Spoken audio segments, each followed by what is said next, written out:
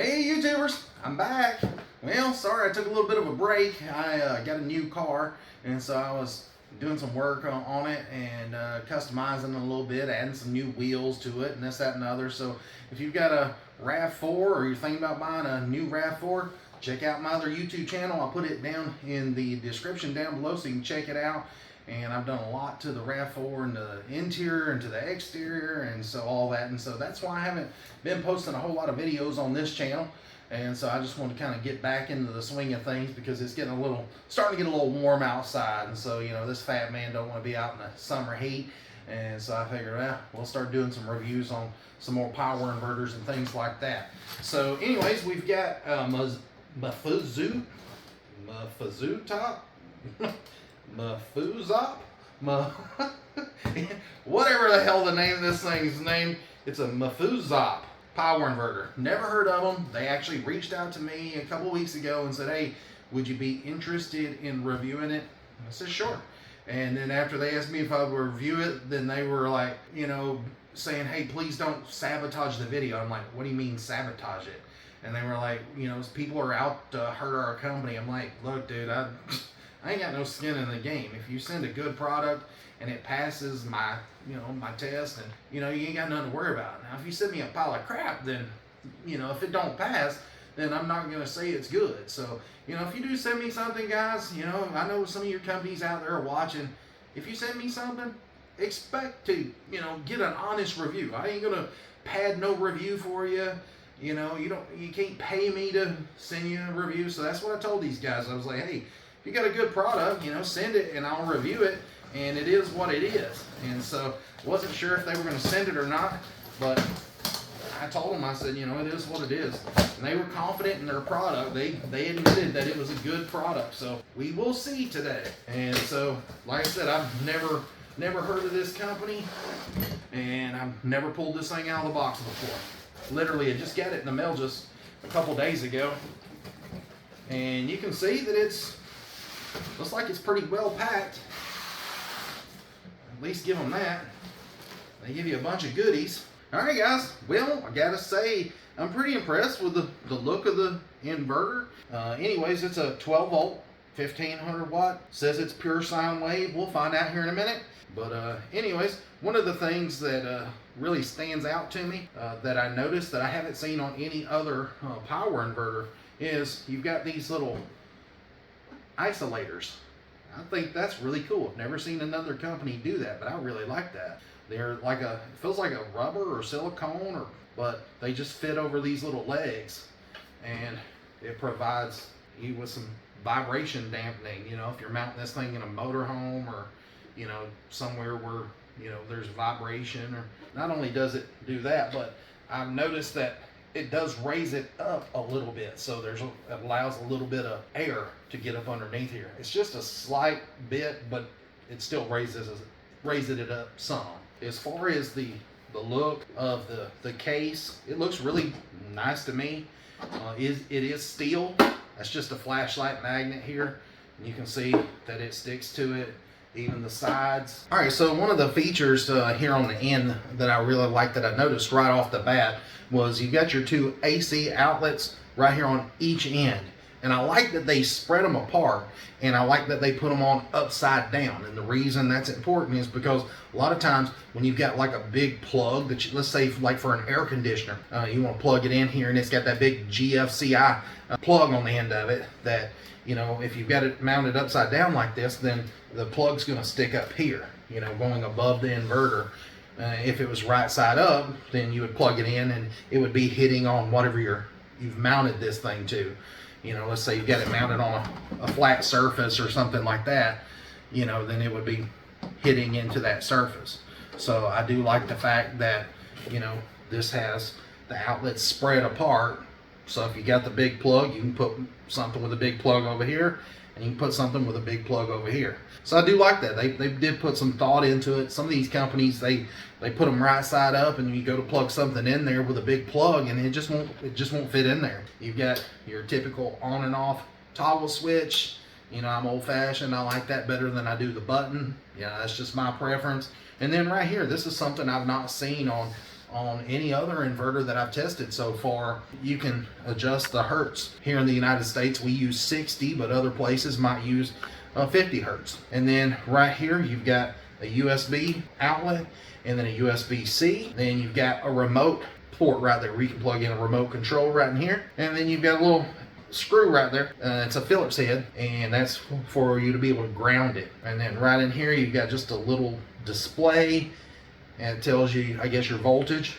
And then right here you got different lights that, you know, tells different things. It looks like this one here is like a green light for if the battery voltage is good or whatever. This one here has like a little exclamation point on it, and it's red. I guess that's like a fault light. And then the one here in the middle's got like a little lightning bolt on it. I'm not real sure what that means. I haven't looked at the manual yet, to be honest with you. But as far as the other side, again, I like how they separated these terminals. We'll go ahead and pull these caps off. They use a Phillips head. So I'm gonna go ahead and pull these off with my WeHa screwdriver. If you guys need a good set of screwdrivers, check these out. I did a review on these a couple months back, and these things are awesome. They're insulated and all that. And anyways, went ahead and pulled that little bolt out of there with a Phillips head, and I'm gonna check it. And I've got this nut and bolt gauge that I just got. This is from a company called ManRam. I know, funny name, but if you're interested in it, check it out in the description. I did a review on this thing and showed just how well it was built and all that. And this thing really does come in handy, as you can see. It tells me that it's an M6 by 1.0. And so, now I gotta say, most of your batteries use an M8. So truthfully, you know, if I could talk to MFUZOP, if I could talk to them and tell them to make an improvement, it would be to, you know, increase this size at least to like an M8. You know, that way you'll have an M8 on the battery connection and an M8 right in here. I just think that it makes it a little bit easier, and it's a little bit bigger diameter of a bolt. And as far as the actual terminals themselves, they feel pretty solid. You know, I've tested some power inverters where the connections are just really wobbly, and I didn't like that at all. And these here feel like they're on there pretty good. There's a Phillips head screw there, and then there's one there, and I guess it just screws into that steel right there on the side. Other than that, you can see that there is a cooling fan right in there, and we'll test it out here in just a minute. We're gonna finish looking at all the pieces that they've sent me over. One of the first things that I noticed was, man, they give you a ton of wire. I mean, as far as the little remote switch here, nicer looking than some of the ones I've seen. Now, it doesn't have a display or anything. It just has your on and off toggle switch, but it does have a little light right there, and it has a light that says INV and a fault light. And the way that you would mount this thing is you've got this little mount here, and it's got drilled out where you can put a screw in from each side.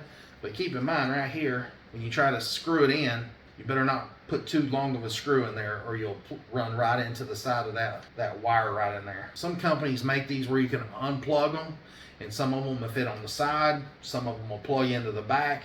This one here is just made directly into it. So like I said, you know, if you got a long screw or something, make sure that you do not screw into the side of that cable, or it will no longer work. I thought this was a little funny when I was unpackaging it. I've never seen another company that wrapped the ends of the terminals.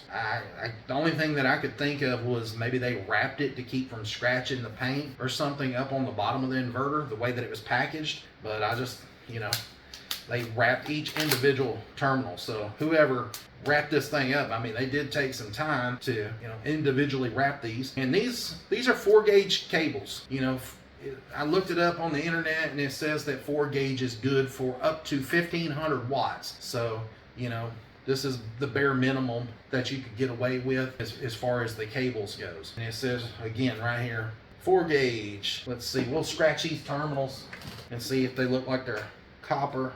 Yeah, the terminals are copper. So, you know, they are pretty decent cable. Now, truthfully, am I going to use these? Would I use these on my own personal setup? Yes, if I wasn't going to be running the inverter at its max. You know, if you're only going to be running this thing at, let's say, you know, 500 or 1,000 watts, then you should be fine. But if you're gonna run this thing at its absolute max, I would probably run something a little bit larger just to be safe. Just to be honest, I don't trust Chinese cables, but these do look really good. Yeah, they got the heat shrink on them, and they look like they're of good quality. They look like they're crimped with like a hydraulic crimper, so they do look good. But I would truthfully run the ones that I trust, that I've made myself, and these are from a company called New Concepts. Yep, got it right here on the front of the table. I asked them to send me a sticker because this is what I use personally. These here are the 1-aught. This thing has 5,145 strands of oxygen-free copper. So it's very flexible, as you can see. It's a lot of copper in there, and it's able to carry that load. Now, I get my cable lugs off of Amazon. I buy the Cell Term brands. I've got some right here of, I think there's 25 in here. And this is the Cell Term 1-aught 5/16 ring terminal. There's 25 pieces in here. And the reason I use these with the New Concepts wires, because these are really, really thick copper. They're not like some of the cheap Chinese ring terminals or lugs that you'll find. You know, these are actually good quality ones, and I've never had one fail on me. And when you crimp them, they stay crimped. And like I said, these are a lot thicker than a lot of them companies out there trying to sell you those cheap terminals. So that's what we're going to be testing with today. These right here are just ones that I've made up myself, and we're going to be hooking these up to a battery here shortly. Anyways, I just wanted to show you, this inverter does come with some hardware. It comes with 6 screws and 6 wall anchors. Yeah, I don't know why you would need 6 in there. I think 4 would be plenty, but hey, if you mess some up, you've got a couple of extra. Plus, there's plenty of places to mount this, like I showed. I mean, you can mount it right here on each side, or you can mount it in the middle.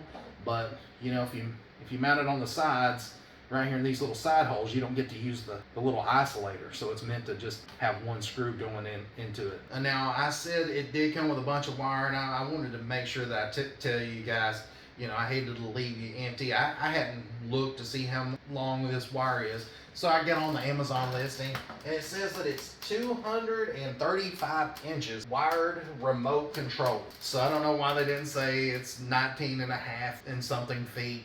You know, they just said 235 inches. So if I was this company here, I would definitely change that Amazon listing. Now, I did look through the user manual. I took just a couple minutes and looked through there, and it actually looks pretty good.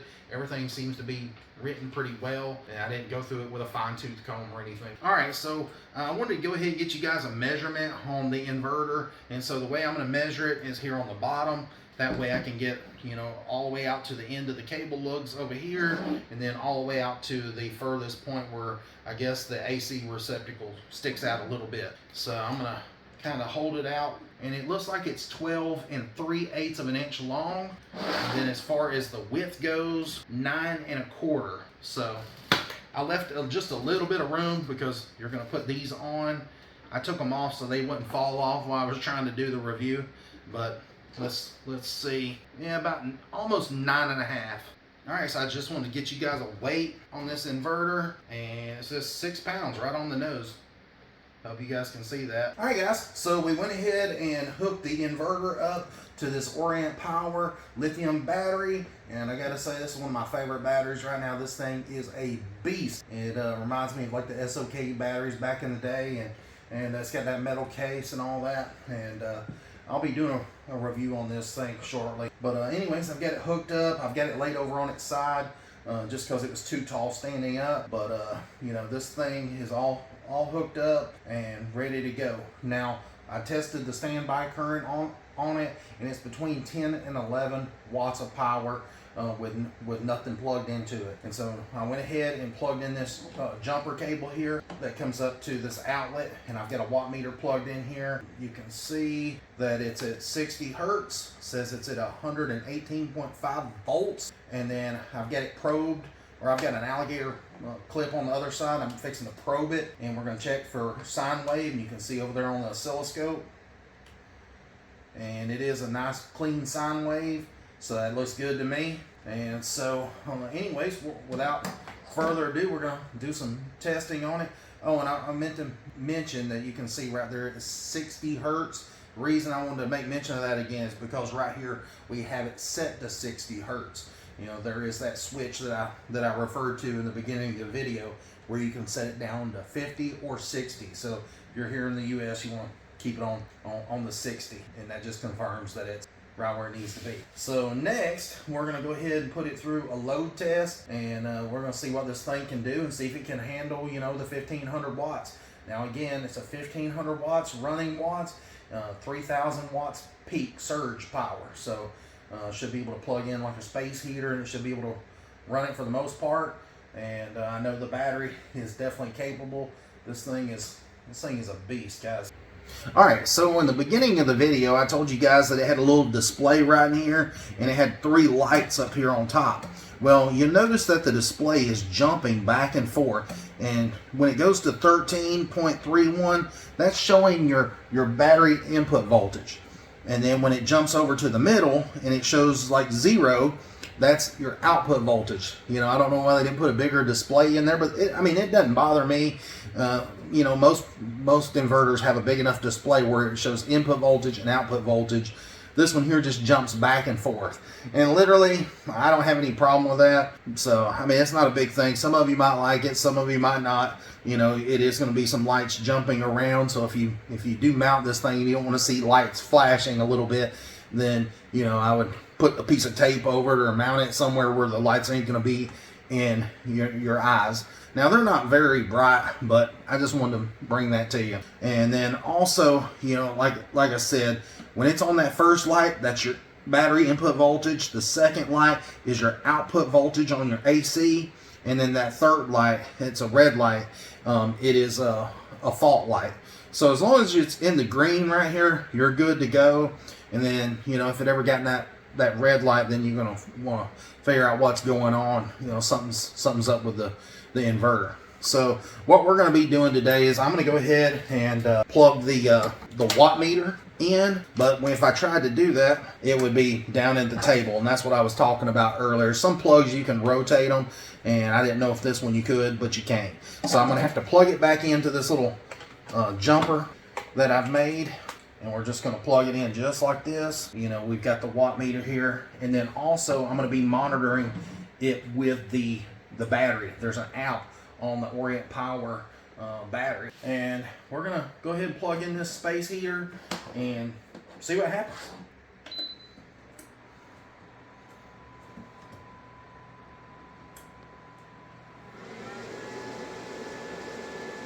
$900, $1,000, $1,100, $1,252, $1,307, $1,400, $1,470, $1,570, $1,640, $1,686. And the alarm's starting to beep, guys. I guess that's because that it's going above that 1500 watt mark. I'm not real sure. Let's see what happens. Let's just let it keep going. Now it shows that it's at 1471, 1466 on your watts. Let's see what it says. This just tells you your amperage. So there we go. We're at 1447, 48 watts. So we're still below the 1500 watt mark, but we're close to that 1500 watt mark. We're within 50 watts of it, and it's running it. Now I guess whenever you go over 1500 watts on this thing, I guess it sounds an alarm to let you know that you're above that 1500 watts. You know, I've never had one beep at me like that before. But we were over that 1500 watt mark, but it does say that it can surge up to 3000.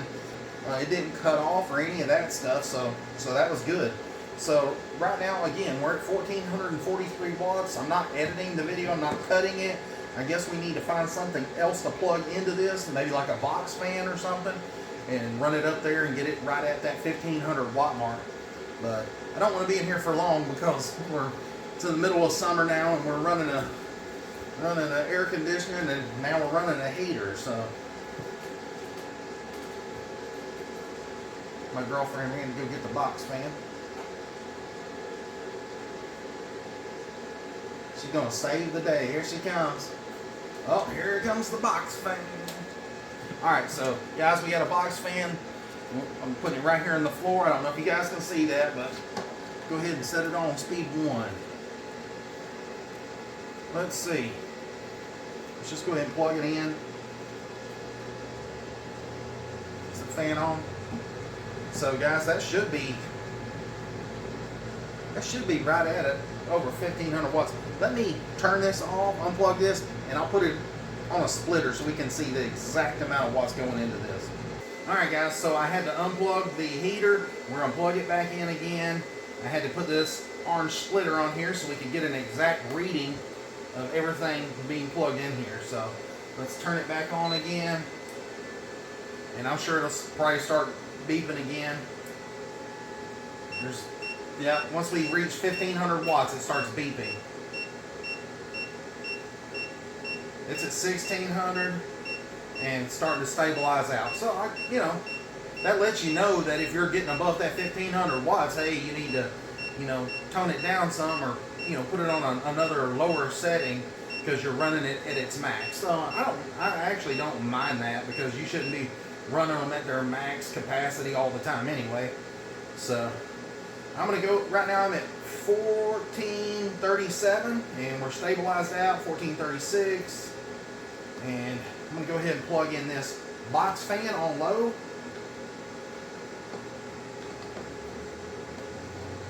And you see right there, 1490, 1489. Go ahead and kick that up for me if you would. Or I can reach it. We're at 1487. 1497. 1496. Guys, that's as close as we're going to be able to get to 1500 watts. But you see that it's at 1495, 5 watts away from 1500. That's as close as you're going to be able to get. And it ain't chirping yet. It chirped 1 or 2 times because it went above, it surged, and then, stabled back out. With a 1493, and the fan's on speed number 2, and the heater is on high. You can see right there. So there you go, guys. Let's run it for just another minute, and I guess we'll go ahead and put the thermal camera on it and check these connections here in the back. It doesn't feel hot at all. Now again, I am running the new Concepts 1-aught wire, and so that really does help with keeping the temps down on the inverter as well. Most people don't realize that if you run good quality wire, that it keeps your inverter running cooler. So there we go. Got the thermal camera going right here, and yeah, it shows about 98 degrees. Let's check this other one. About 98 degrees, guys. Right there on the terminals. And then the cable, about 1 inch away from the terminal. Let's see, about 90.4. Let's check up here behind on the battery. Shows 94.1. And 96. So, yeah, not hot at all, guys. I can reach down there and touch them. They're just a little bit warm. Now, if we want to test this, it shows 215 degrees. It showed 190 and I moved it a little bit. Yeah, right now it's at about 224 right there. So it shoots a pinpoint, and it tells you the temperature. So it's 200 degrees, and I can feel it because it's starting to warm up this room. But so far so good, guys. Gotta say, it's not making any noise. It's not getting on my nerves or anything. 1490 watts. So I'm gonna go ahead and unplug everything out of here, and that way you guys can come a little closer and listen to the internal fan. It does have a little bit of noise to it, but that's typical. It's moving quite a bit of air. It's actually pushing the air out this way. So it's sucking in from back here, it feels like. Yeah, I feel like it's sucking in and blowing that way. So, again, 1490 watts. Doing really good. So, proved that it can run it in the case. Oh, let me do a temperature of the case. Right here in the very middle, it says 97.1 degrees. Right there in the middle, it says 95. And then 91.2 in the very back. So that's a little weird because usually it's hotter back here where the terminals produce a lot of heat, but it's a little warmer on this side of the inverter. Let's check it again. It says 91.4, 95.1, and 96.8. So that's a little different than what we're normally seeing. It's got more of a hot spot here in the front than it does here in the back. So, oh well, seems to work good though. So again, I'm gonna go ahead and turn everything off, bring the camera this way, so that way you guys can get a feel for the sound. Like I said, it's not loud at all. I mean, it does have some noise to it, but it's not annoying. It's not a high-pitched noise like some of the inverters that I've tested. So, gotta say, pretty impressive for the first time I've ever reviewed this company. MFUZOP. Good job. Alright, here we go. I unplugged everything, so the only noise that you're hearing is just the sound of the fan. Now the fan is back here in the back, and it's blowing through. And I can definitely feel the air blowing. But it's just trying to cool itself off, guys. Just wanted to give you guys an up close sound. I know it's kind of hard to judge it from it being on the camera, but you know, I'm pretty impressed with it. Seemed to run it good. I do like the alarm though. That way, if you do something stupid and you try to run too much on it, that it does warn you. That's pretty neat. I haven't seen another inverter do that, so I actually like that feature. Now, would I want to sit there and listen to that thing buzz? No. But does it save your butt from overloading that inverter? You know, something was to happen, or you know, somebody plugged something in there. You know, let's say one of your kids or something plugged too much into it, and you know, you didn't know it. You know, the inverter might shut down or it might not. You never know with some of these inverters.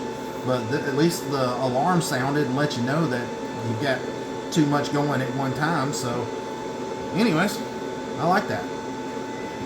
Alright, so I wanted to make mention that the according to the manual, it says right here that the intelligent fan controls start to work when load is greater than 40% of the rated load, and the fan will be controlled according to the internal temperature. So that's just to keep from burning it up. And actually the fan just went off, and it sat there and ran like a couple minutes after I had that space heater plugged up. So I like the fact that it continued to run and cool the inverter down before it just turned itself off, so that way, you know, it don't fry those components. Now also I wanted to show you that once you plug in your little wire into that port there, and you set the switch to the off position, then you can control the little toggle switch here and turn the unit on and off. So when I hit that button, it's going to turn it off.